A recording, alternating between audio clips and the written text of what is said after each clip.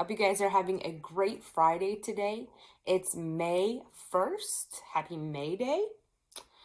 That's exciting. Have you dropped off a May basket for anybody by chance?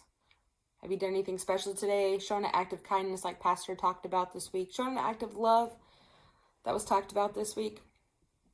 It's a beautiful day to be alive, and we're so thankful to have you joining us here on our Calvary Facebook page and our Calvary YouTube channel for our daily afternoon devotion. I don't know about you, but it's great for me to have a devotion in the middle of the day when sometimes we hit that slump and we just need a little bit of a pick-me-up.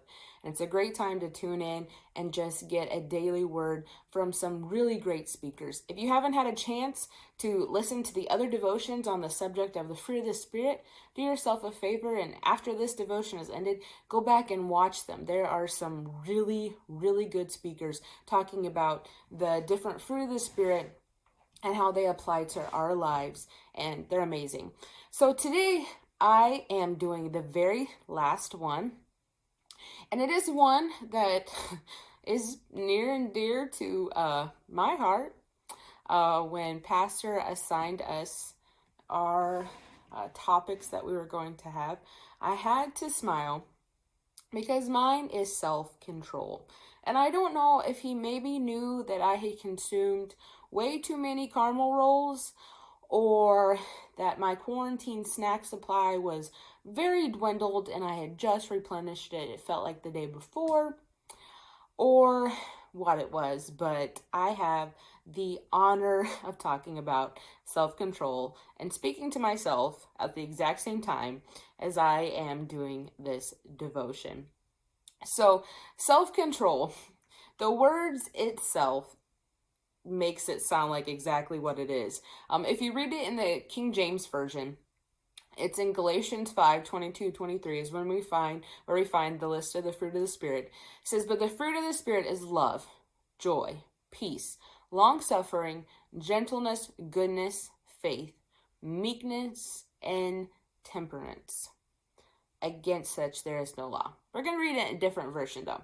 "But when the Holy Spirit controls our lives, He will produce this kind of fruit in us: love, joy, peace, patience, kindness, goodness, faithfulness, gentleness, and self-control."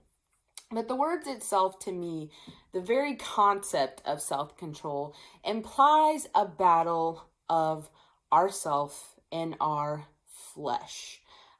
It just shows that our self produces desires that we try and settle within ourselves, and our flesh tries to have this battle between flesh and spirit that we're constantly engaged in. I've talked to people many times throughout the years that will message and ask for advice or prayers, or they're struggling with something, and so I'll counsel them a little bit and we'll talk about it. And it usually comes down to the matter of our flesh is fighting our spirit, and our flesh wants to do something, and we don't necessarily have the self-control to say, "Hey, flesh, go that way." Nope, not going to happen. A couple years ago, Nathan and I, when we were student pastors, we did a object lesson with our students, and we walked in and we gave each of them a sucker. It was a blow pop sucker too. It wasn't like a little dum sucker. It was like a legit, it was a good sucker. So we gave them each a sucker and we said, "Don't eat it." Okay? Don't eat it. And we didn't tell them why. We didn't give them any reasonings. We just said, "Don't eat it." So we started talking to them, and in all fairness, while we were talking to them, we started eating it. And we slowly watched as all of them, but I think one, we didn't give them permission. We didn't tell them to eat it. They kind of looked at each other, and one of them kind of started undoing the wrapper, and then another one said, "Well, I'm going to do it because this looks really good and I'm hungry right now." And they started eating their sucker. And the one that didn't, they just kind of put it to the side. It's like, "I'm not even going to look at this temptation because I know if I have it, or if I'm holding it, something's going to happen." And so we didn't tell them anything until we gave them a couple minutes, probably about 5 minutes, just to test what was going to happen. And it fit perfectly into our subject for the day, which was talking about temptation. And the thing is when temptation is right in front of you, it's going to be a lot harder to maintain self-control and to say, I am not going to give in to my flesh. If we put ourselves in situations or circumstances, or put ourselves where we're going to be, kind of put in a place where it's harder to say no, or it's harder to let our spiritual side win over our flesh, the first thing to do is to take yourselves out of that situation. Don't be there. Don't purchase that item. Don't be alone at night. Don't put yourself in a place that you are going to be tempted where you're going to have a hard time putting your flesh to the side. And during this quarantine period, I'm sure there's a lot of people that are going to look back and probably regret some decisions that they made when they were bored, or when they were, kind of in a period where they were alone, or they didn't have anything else to do. There's times when we're kind of put through trials, and then some people come out on the other side and go, whew, I made it. Some people kind of come out on the other side and go, okay, that revealed some things that I need to work on. And so self-control, I feel like, is one of those practical things that we all probably need to work on, but probably periods like quarantine or those type of things really revealed to us when we do need to work on stuff like that. And so the thing is, with the word self-control, it's a combination of two words, and it translates down into strength, power, might, and dominion. And it tells us a person within kratos is a person ruled from within. Not our power, but God's power. The sinful nature is part of each one of us, and the only way to control it is to simply live by the Spirit. We're all going to face temptations. We're all going to go through things. We're all going to struggle. That's just a part of it. That is a part of life. For all fall short of the glory of God. Not some of us, not a few of us. Everybody's going to deal with that. So what are some things that we could have take over if we're not careful? Some things that we might struggle with. So let's look at the Bible. A couple of them are uncontrolled anger. A lot of times it's so easy to let this take control of our lives. When, say, you're driving down the interstate and somebody cuts you off, you have two choices at that point. You have the choice to say, well, they either really need to get somewhere, they weren't paying attention, they didn't look where they were going, kind of give them the benefit of the doubt. Or you could speed up with them, blare on your horn, try and cut them back off, or, try and punish them for their thing that they did to you and give it back. Which one do you think is probably the best option to do? Obviously, listening to it is option one. But a lot of times our anger in that moment takes over. Somebody says something to you. Somebody offends you. Somebody makes a statement that you completely disagree with, which I'm not going to go off on a tangent, but this happens a lot of times on even Facebook. We see somebody make a status and all of a sudden it's like, wait, I don't agree with that. I'm going to comment on that and let them know exactly how I feel. Well, sometimes we can just keep scrolling. But that's something for another day. But it takes self-control, because there's times that I've made a Facebook status about something that I'm mad about. And then my self-control steps in and goes, psh, and hits the button to make me not post it. Or I want to comment on something that makes me frustrated or I'm very passionate about. I'm not saying that's wrong in any way, shape, or form, but I think there's times that we really have to stop and check ourselves and say, why are we doing this right now? Are we exhibiting the image of Christ by doing that? Or are we kind of giving into our flesh side of, I'm going to prove my point right now? And so it's hard. Exhibiting self-control when we have anger or things like that is very, very difficult. It's a lot easier to just spew out angry words and to let people know how we feel and to let people know how a situation is going. It takes a lot of self-control to reserve ourselves and to not let that happen. In the book of Ephesians, it says, and don't sin by letting anger gain control over you. Don't let the sun go down while you are still angry, for anger gives a mighty foothold to the devil.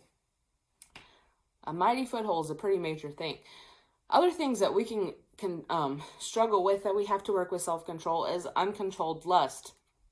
That's just something that happens where, in a society that it's very easy to get a hold of things like pornography or inappropriate pictures, inappropriate movies, or inappropriate things that we shouldn't be watching or doing or engaging in. It's really difficult because it's readily there and easily available. And it takes a lot of self-control to put barriers up on our technology to where that protects us from it. It takes a lot of self-control not to go back to those websites that maybe once got visited before. It takes a lot of self-control to say, nope, flesh, that's not going to happen anymore. I'm not going to let you take over that. I'm going to lead a spiritual, straightforward life. Uncontrolled spending. In Proverbs 21:20, it says, the wise have wealth and luxury, but fools spend whatever they get.